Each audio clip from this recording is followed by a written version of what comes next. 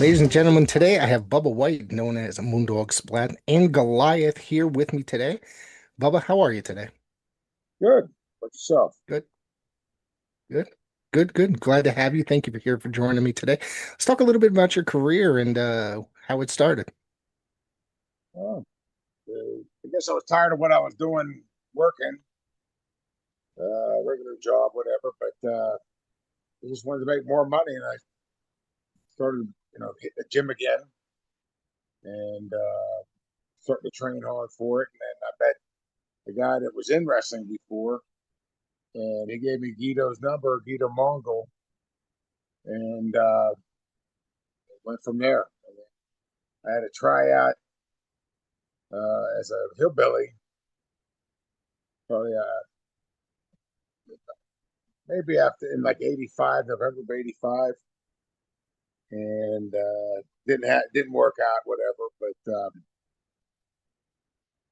I came back to Pittsburgh, kept training, and all of a sudden I got Bruno, downtown Bruno, come up to me and said, "Hey, you want to go down? They're looking for a big guy down in Tennessee."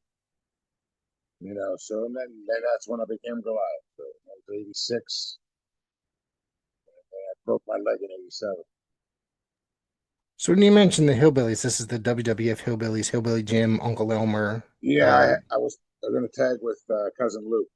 okay, got you. He used to work the independent circuit up here a lot Mm.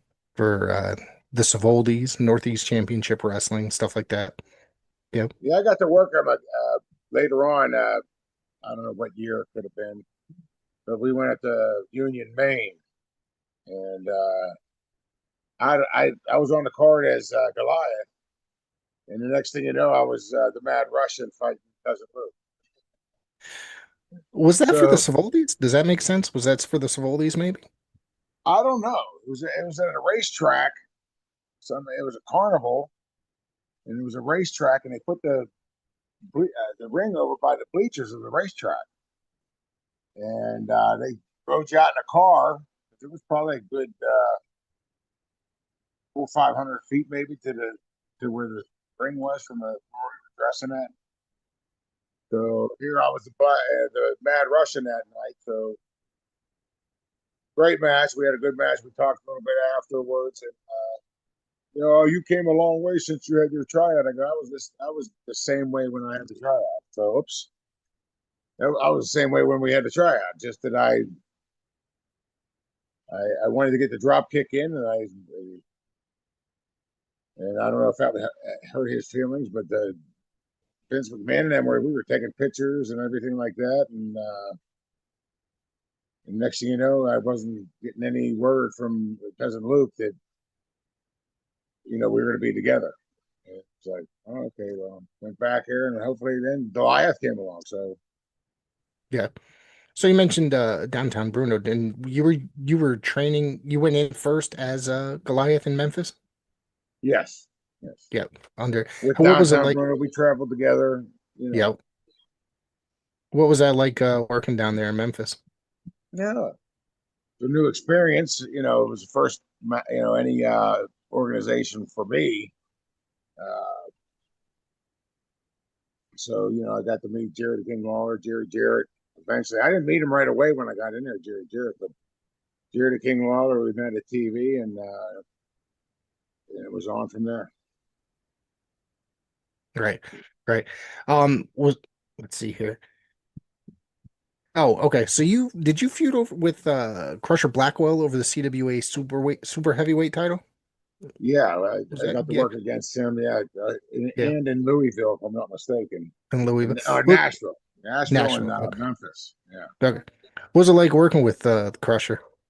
I it's like anybody else, really. I mean, he was good. I mean, he was a hard worker. I mean, he definitely would give you a little bit of stiffness, but hey, that was part of the business, and we had a great match, and everything was fine with us anytime after that. So I worked Scott Hall down in Memphis too. Was for the same thing, the super heavyweight belt, Right. and it was a good match too. We had a great match in Memphis for that. So it was a shame what happened to Scott, but You feuded with Rocky Johnson and Soul Train Jones over the CWA tag titles. What was that like Right. working with those two guys? Rocky was great. I Yeah, have never had a problem with Rocky. I worked them singly and as a tag team there. But yeah, Virgil, man, he was, I don't know what his case was, but he just get overly bunctious and stiff. yeah. And he had to get taught a lesson. I'm sure I'm not the only one that ever taught him a lesson, but it was nothing big. I mean, I just gave a boot to the face because I owed him, But he Yeah, opened yeah, me up with an elbow to my mouth. My lip was bleeding all over the place. I was spitting blood, and it was a tag match against Jerry the King Lawler and Soul Train with me and Bubba, and I was pissed because he landed that right across my teeth. You know, things got a yeah. little loose, but man, my lip was all opened up, and. But You, hey, it wasn't like I was revengeful that bad.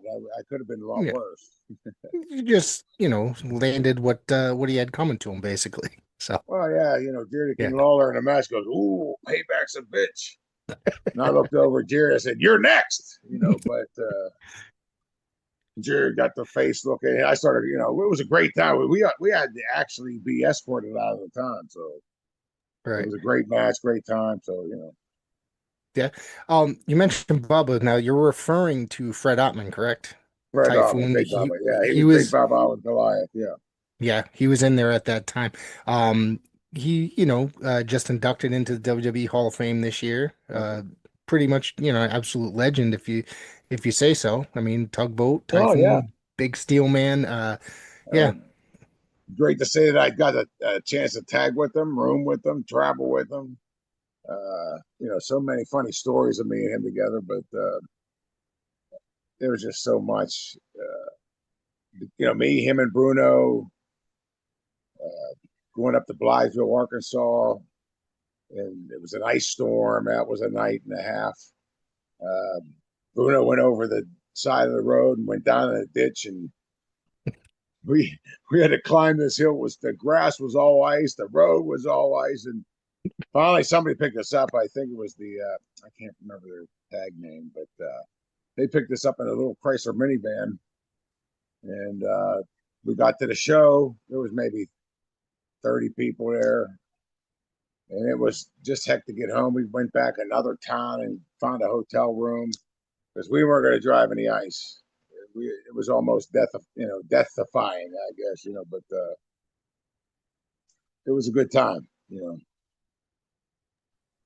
now Shawn and Marty came in. Shawn Michaels and Marty Janetty came in. They were the AWA Tag Team Champions. You also got a Yeah, chance to, the world tag team champions. Yeah. yep, you got a And chance to meet them as well. we were the Southern Tag Team Champions of the AWA, CWA, whatever. Yeah, yep, And then we got the chance to wrestle them in Memphis. yeah. W- What was that like working with those guys? I mean, it was Oh, kind of a size high difference. flyer. I mean, the Yeah, high flyers. We keeping up with them. Me and Bubba yeah, was tagging it out. It was a great match. We talked to the guys later on, and hey, they were even Shawn Michaels was like, "Hey, big man, you can move, this and that." And I'm like, "Hey, I'm just going out there trying to keep up, brother." But then when I met him again later on down in Wheeling, West Virginia, I went down there to see the wrestling match and got in the back door. And I was walking by, and he come out of the thing. And I go, "Hey, what's up, Shawn?" And he like looked at me, and Memphis, and then he walked away from me. That's all he said. I did he really remember me? I don't know. yeah, yeah. Now, of course, there was the affiliation with the AWA. Did you ever have a chance to go up to the AWA at all, or was that ever a thought or an No, opportunity? if there was, it was I probably right around when I broke my leg, there might have been an option, but I think it was all going haywire at that point. Pat Tanaka and Paul Diamond, they went up there, and I think they tagged with DDP. Yep. They got a chance to go up there, but then we worked against the Nasty Boys down in Memphis, and that they came through a little tour there, and then they were up there, and then I think it folded pretty much right after I broke my leg. Vince McMahon bought them all out, and Yeah. AWA was But done. so it was like 88, 89, roughly around that time period. Yeah, Yeah. I was just getting back into in '88. I just started getting back into the indie circuit there, trying to get my leg, see how much it could hold up, and there, everything went fine. And I was trying Yeah. to get back in, had another try with the WWF again uh, when I was a Moondog, and that fell through. So When you were a Moondog, you had the tryout? yeah, I had a tryout with the WWF with Fred, and I got to work against Tito Santana. And I thought everything was, hey, okay, here's what's going on. The next day, I worked this guy from Cleveland. He was trying to break in. I don't know if he was being used as a jobber or whatever, but he was. I worked against him in the ring. Yeah. I'm trying to think of his name. Anyway, I don't have it. young, light skinned black guy, good body, good, yeah, good worker. But Yeah. I don't know if he didn't have enough size or, and the next day, it seemed like nobody talked to me. So next thing I come back home and I went to South Africa. So, Really? I don't yeah. have that here in my notes. Talk about going to South Africa. What was that like? Mm. Um and what did you do over there? I worked their guy, Tiger Singh, Okay. who was their big guy, and they had two Tiger Singhs, was what I found out as we were over there for a month. Hmm. We worked Johannesburg, Durban, um, Cape Town, Sun City. And mostly we worked Durban 4 times. We worked for every Saturday there and twice down in Cape Town. So, and it was Big Shawn. My memory's bad. Too many hits to the head, but his name was Big Shawn, and he was the champion down in Cape Town. Okay. And that was wild about over there. Everything was in rounds. Okay, so like You know, European I style, never basically. experienced the round thing. Yeah. You Yeah. get a timeout and a break. Which you got some water, and believe me, every round I needed some water. Right? In between rounds, I'm going to tell you, it was what 90 degrees over there or whatever. Yeah. But it was definitely an experience. We went over with Matt Bourne, CB Offie, a guy from Pennsylvania here, Pittsburgh here, good buddy of mine still with Tarantula, and two midgets. We all went over there at the same time, and we were there for over 30 days, Yeah. and it was a good turnout. Good, every week at Durban, it got a bigger and bigger crowd, and we sold out Cape Town. The second time was sold out. They wanted me to stay, but I'm like, my wife was pregnant Okay. with my son, and I said, look, my wife's having a baby in January, and this was like end of like October. He wanted me to stay to December. I said, my son comes early. I can't be over here, but he wanted me to stay. He goes, I can't afford it to send you back. And I said, well, buddy, that's the way it's going to have to be. If anything, maybe I can pay and you pay me better money when I come over there. But I wasn't going to stay there by myself either. Everybody else wasn't going to stay. And I'm like, I ain't staying over here by myself. The way that country was, Yeah. seeing people get beat up, stabbed on the street, people getting cut, thousands of people from the hotel down to the shoreline living on the streets. Yeah. The worst I've ever seen in poverty. Jeez. Wow. That's crazy. And you hear what's going on today there, so Yeah. Yeah. It's in the news every day. So, Mhm. um, how how did you end up becoming a Moondog? And, how did you get approached to doing that? I mean, there's kind of a history with the Moondogs. There's been several different Moondogs. So, and you're probably one of the only surviving members of in Yeah, the history. I know I did the tours over there for the SWS Yeah, in Japan. Yep. in Japan. Sato got me over for them. They were grooming an ex sumo wrestler Hmm. to be the big champion or whatever, and then Earthquake was going to wrestle him in the Tokyo Dome. Hmm. And here that was that I think it was March maybe or April, Okay. and they didn't invite me back for that because all the big names were going over there from the WWF. But I Okay. had three or four matches with this kid, and he was man, he was supposedly 600 pounds. And when I was working against him, he was either 350, 330, somewhere around in there. No. Big foot's, he was 6'7".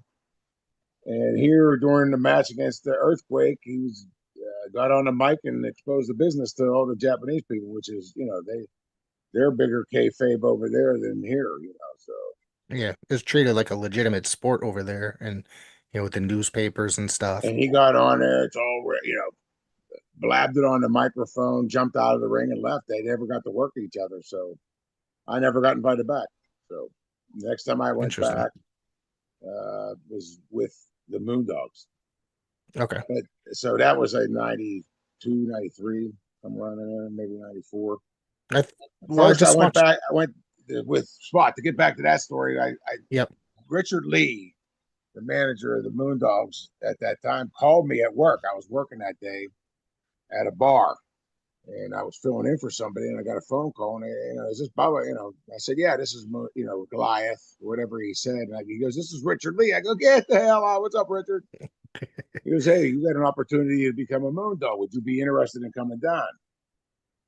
And then went on to like you got to bleach blonde your hair, get the blue jeans, cut them up, fray them at over the knee, fray them down a little bit, and bleach them and have a rope belt.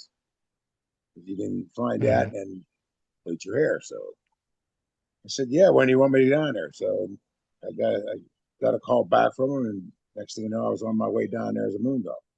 Right. I tagged with Larry Spot, and then after about 3 months of him, I couldn't take him anymore. Why was that? Well, he was, he was a backstabbing, thieving. I don't want to get too much involved in it, but I questioned him on something about, we're splitting money on the pictures, and a lot of times I was like, wait a minute, we did more than 20 pictures, Polaroids. Right. And he said we only did 10. And I'm like, dude, I was counting. I'm not a bozo. I didn't, it wasn't like I fell asleep after the match tonight. Now we're selling pictures. I know how many pictures we took together, and I was getting shorted Yeah. on that and shorted on some other pictures. And then we were working against the men on a mission, Mabel and his cousin. Mo and Mabel, and then I think what was the guy that was the manager? Well, they didn't have Yeah. a manager. They got somebody Okay. down there, either Paulie Dangerously or what was his name? He was down there for a little bit as a manager. I can't. He was a good-looking guy. I think he worked in a business Yeah. for a while and then became a manager. But he Yeah. was starting to get the guys to go behind my back and load me up and sneak stuff, extra hits on me instead of what the heck's going on. I'm getting hit with boards and 2x2s and hey, it wasn't like they were gimmicked. I don't mind, getting hit with a half-inch pine board, but not some solid piece of wood that hasn't been rigged. Right. Right. I don't take kindly to that. But, hit me over the back of the head when I wasn't expecting it. But me and Mabel almost got into it, and in the hallway, I called him out in the hallway, and here Jerry the King Lawler. And then when I opened the door, was ready to come busting in. There's Jerry the King Lawler and Macho Man give me the eye, like, "What the hell are you doing?" I was like, "Hey," calmed down out in the hallway, and more or less, I said, "That's it." After that, I got out of the business, and then got called by Spike to come back down and work with Spike and Richard, and I guess 2 months, and then next thing you know, we went to Japan with Doug Gilbert and Eddie Gilbert. Okay. Now, where was that in Japan? Did you go? We went. It was Wings. Wings. Okay. Yep. So we were over there. We were supposed to be there for like 30 something days, and we left after about 20 something because they brought some some other group in there, some tag team. We were supposed to be the new coming, the Moondogs coming over there and getting a lot of work over in Japan and getting paid well, you know. Right. And they brought these guys in here. They stole gimmicks from other people before, and that's why they got fired. And was selling the gimmicks, people's clothing, people's, their stuff. What they went to the ring in. And here they Yeah. hired him back, and I'm sitting there. Look, man, I just want to get noticed, and But Doug's like, well, you think it's right? I go, Doug, you're 100% right. I'm just bummed out. I want to keep working and making money, man. But we left. To prove a point, So, Yeah. and I respect Doug for that thing. I wasn't. I was just upset, Yeah.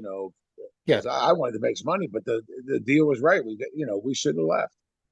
You bring in two clowns like that steal gimmicks, and thievery in the business was bad enough as it was. Right. People breaking into your gym bag or your suitcase and stealing money off you. Yeah, you had to put money and credit cards in your boot and go out to the ring. It was, which, hey, part of life. You know, sure, it was a lot worse in Yeah. prison, but but So what? it was a different experience. Yeah. Did you like working in Japan for the two Oh, I trips loved it. that you made? Yeah. Being treated great. They Yeah. treated you like a god over there. A lot of times it felt like you were Godzilla. But the people, a lot of people were small. I'll give it that. But a couple Right. guys over there were 6'7" I worked against, and some of the things they did in wings, landmine matches and barbed wire matches and the scaffold matches. I seen a guy break his foot. He come out of the scaffold match and he fell to the ring and his ankle busted right underneath him. You could watch it live. You could watch it on screen, and his ankle just turned right underneath him. Oh man! And the other guy, a flash bomb went under his shoulder, and I thought it was fake blood. And here he was sitting at the back of the bus.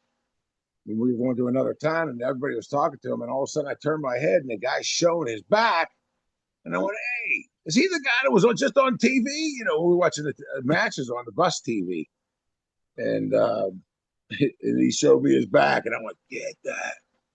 And I'm telling you, it had to be almost a half-inch thick of skin, dead skin on his back, Oh God. and as round as a softball, And I'm like, wow, man, that was bigger than that. That was 6 months ago, or whatever. How long ago it was? And you could tap on Yeah. that scab, but it was hard as a rock. Oh.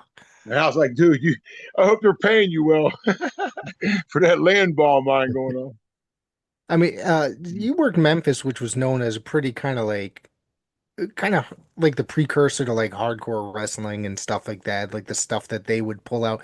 But then you're working in Japan for Wings, which is pretty damn hardcore, Yeah, with all the crazy baseball stuff. bat barbed wire matches, Yeah. barbed wire cage matches, strap matches. Like I said, the scaffold matches, landmine matches. Well, I don't know how many times they did that, but I seen many of their, seen it on TV on the bus, seeing what they did over there before we came there.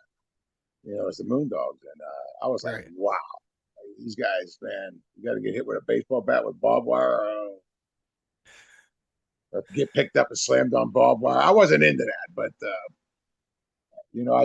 I fell into the barbed wire cage match, and that definitely, yeah. And I don't want to do that again, but I would have went Nice. more with it. I Yeah. didn't getting hit with chairs, boards, and that. I can't count as many chairs as I got hit with as a Moondog or boards broken over my head. But excessive stuff, I just couldn't see it. It wasn't worth Yeah. it. I mean, You're it gets worse, especially like today, the stuff that they do on TV today, you right, know? right. Yeah. If I'm getting paid $1,000 a night down in Memphis, I would have gladly taken 4 or 5 chairs in a row, 6 chairs, whatever. But as the business went, we weren't getting that type of money a night. Right. So when you Yeah. got $1,000, $1,500, maybe at best a $2,000 a week paycheck. When I was in Yeah. there as Goliath, and it was even worse as a Moondog.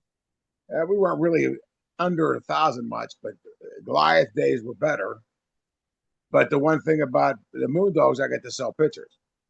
which helped Yeah. supplement some of the money and covering some travel costs and stuff like that. I was able to get money and save up a little bit, help my sister out at home, and keep myself going down here, down in Tennessee,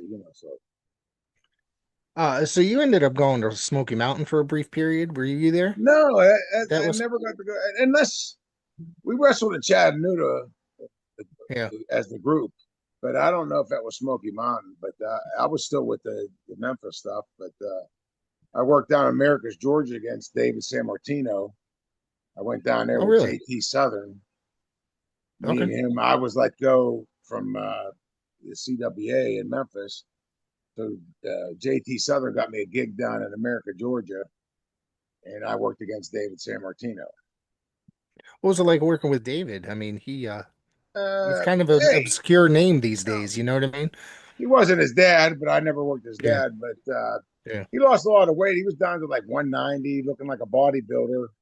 He Really? wasn't Yeah. I guess you want to call it the chubby 260 that he was when he was in the WWE. But Right. uh, he kind of was into himself. I try to talk to him and say I'm from Pittsburgh too, and I lived in Bellevue. He lived in North Hills. It wasn't that far from my house really, and he just kind of arrogant, kind of had that chip on his shoulder. I'm San Martino, and I really didn't have much respect for him after that. But Yeah. he was Uh, okay in the ring. He didn't get out of line. Let's put it that way. yeah. He I didn't saw try to shoot or anything like that. he had worked for like Herb Abrams and for he made a couple WCW shots and he had trimmed down a lot and it was more muscle than like you said being chubby, I guess. So Yeah. yeah. Oh, you know the story about why he got kicked out of WWF? Yeah, it was his attitude and supposedly the Ron Shaw match Well, had yeah, something to it's do his with that. attitude Yeah. for sure. But then Yeah. he didn't finish the match right, like he was Yeah. supposed to. He Well, was I supposed to ended go over, and he didn't go over. He let the other guy go over because it was a short crowd. That's the one yeah, thing I learned quick. It don't matter how big the crowd is, you still put on the show. I interviewed Ron Shaw about a year ago, maybe 2 years ago, and he still does not say what the official what it was actually supposed to be. So he's still So he keeping. got Yeah, fired. His dad told him he can't do that yeah, stuff. yeah. And then this is what I heard. Now it's a hearsay thing, but I'm Right. sure it's correct. And he wanted Bruno to get back in. Said if the only way you're going to get back in, David, is if you bring your dad back for a tag. And Bruno wouldn't do it, so he quit talking to his dad. The guy got you into the business, got your name to you, and then you don't talk to your dad for the rest of your life. Yeah, It's a shameful thing. And his dad died without him ever getting to talk to him again. So yeah, I yeah. knew his twin brothers, Danny and David, and Danny and Daryl. Okay. I got to work with them when I was, healing up my leg and being into the independent circuit. I got the bounce, and Right. they came in and they worked at the same place I did. So I jag them around about their dad and do and Daryl was the greatest at doing his dad. So I'd love to see somebody put him on screen and let him do his dad because he was good. But other than that, I went Uh, back. I went back as Goliath that year that I went down to America, Georgia against David, okay. and that's when we got into the looking like Goliath, get the costume, and we had like week and a half to get it done, and I couldn't get it Hmm. done. So somebody made Jerry King Lawler made me the Goliath suit with the helmet. It had to brush your snow off your windshield with. It was glued to the top of a German helmet, Right. a plastic German helmet, and then he made the Roman things come down the sides, and then he gave me like a breastplate and a shield and stuff like that. It looked good on TV, but other than that, it was Yeah. the cheapest thing I ever seen in my life. I said, but you know what, Jerry got talent. He definitely does. I saw he did like Besides his wrestling talent, he's yeah. not bad a singer, I guess, and a seamstress. He's made a record. He's done some other things. He's a very good artist. I went to Yeah, yeah. many years ago, probably 30 years ago, I went to a WrestleMania and it was like a pre-show, like get together type thing, meet and greet, whatever.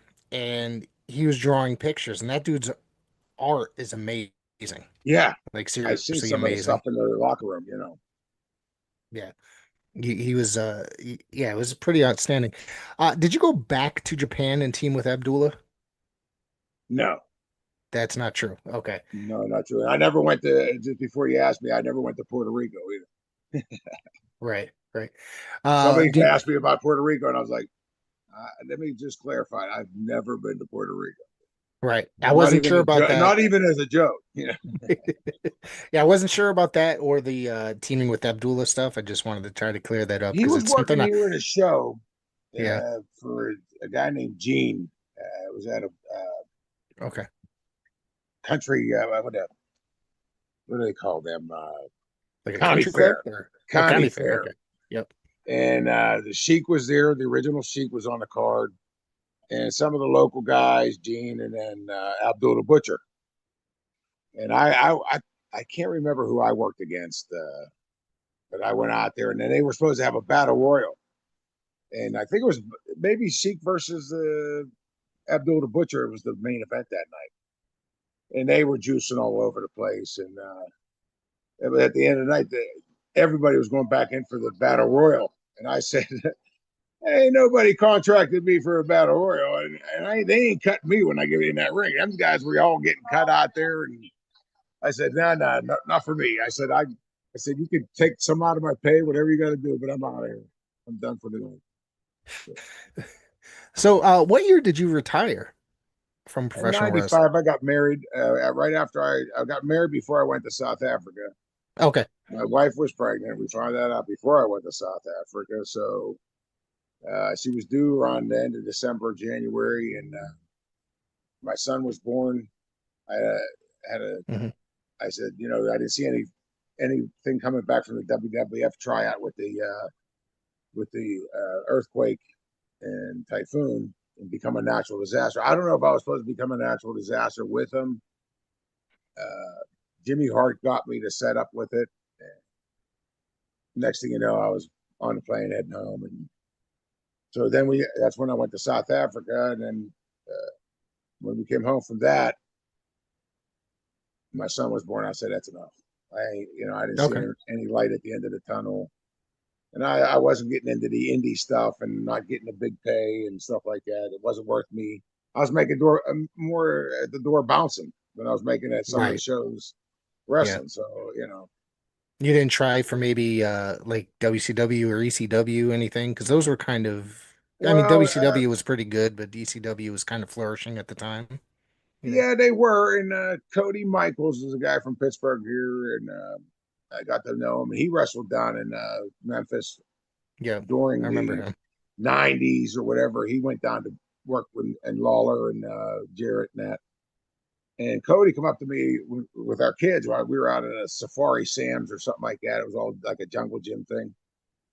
And Cody come up to me and goes, "Hey, why don't you try out for the ECW, man? They could you really use it?" And I'm like, Shane was in there at that time. I'm sure Mick was just getting out at that time because I worked against Yeah. Mick Foley up at North Catholic High School, Okay. and the Demolition was on there on the card, and I got to talk to them in the locker room. But I got to work against Hacksaw Duggan, the same thing.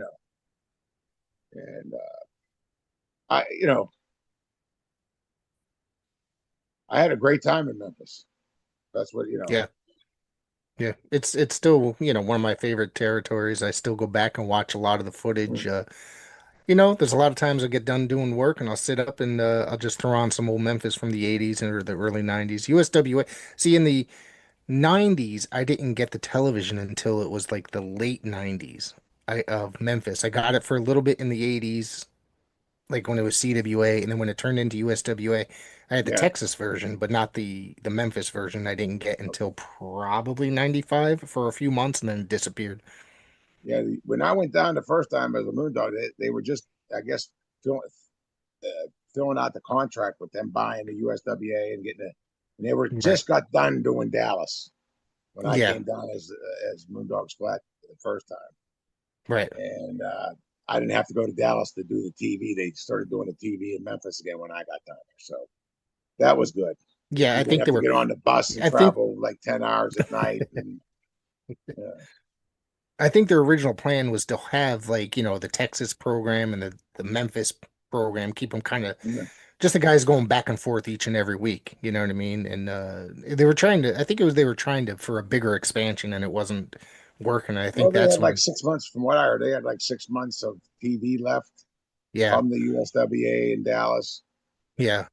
And that's when it quit. Right when I got down there, they were done with it. They didn't have the contract for the TV anymore through, I guess, USA Today or USA It was Network or global, whatever, or it was Global or ESPN. something like And that. yeah, it was ESPN. Yeah, And then some type of they, network, and the contract was up. So yeah, yeah, yeah.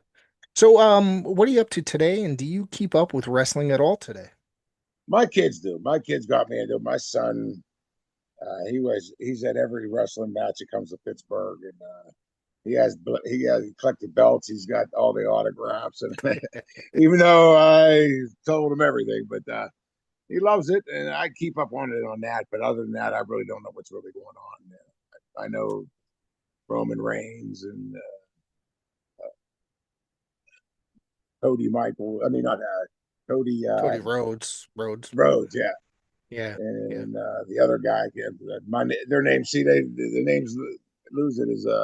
His great grandfather was a wrestler. His dad, Orton, Oh, Randy Orton. Yeah, yeah, yeah, Randy Orton. yeah, That's yeah. about all I know. Any personal appearances or anything like that coming up for him? I have a signing, picture signing for Goliath or for the Moondogs down in Pulaski, Tennessee, Yeah. at the Kayfabe Cave Okay.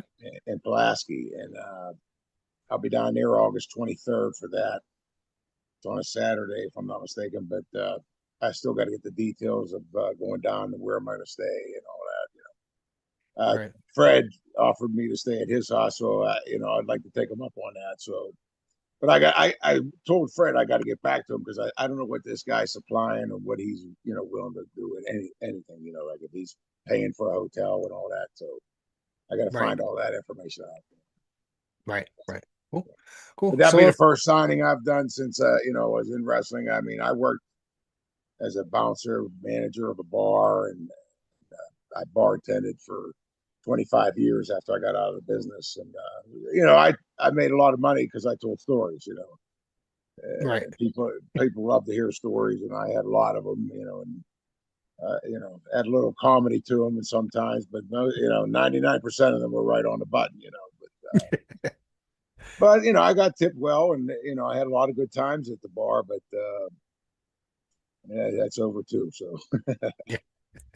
Well, my bless you. body's Bless beat up. I'm getting checked out for some nerve stuff and everything like that. But I'm feeling better nowadays. I think that things are working out, and hopefully I can start getting back into doing a little bit more training and stuff like that. But I'm getting into more around the house here, and I just got the pool open, so I'm happy for that. So Well, it's getting to be a nice summer so far. So, yeah, so well, it's just got up to the temperature you can get in it.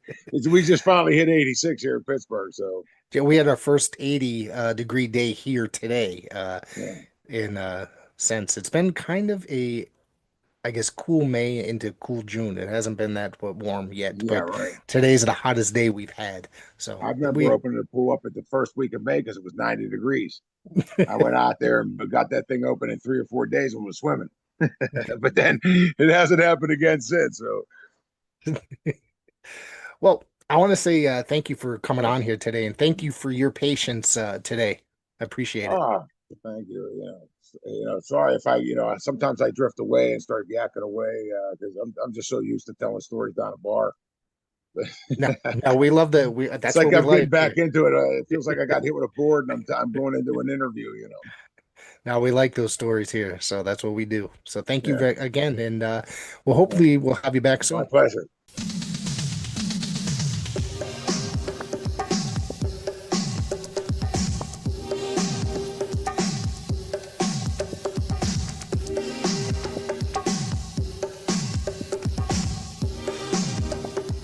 Yeah, make it a point. Check out Pro Wrestling Wire. They got lots of great interviews, lots of great wrestling news. You can check them out online and make it a point to enjoy the best in professional wrestling right here on Pro Wrestling.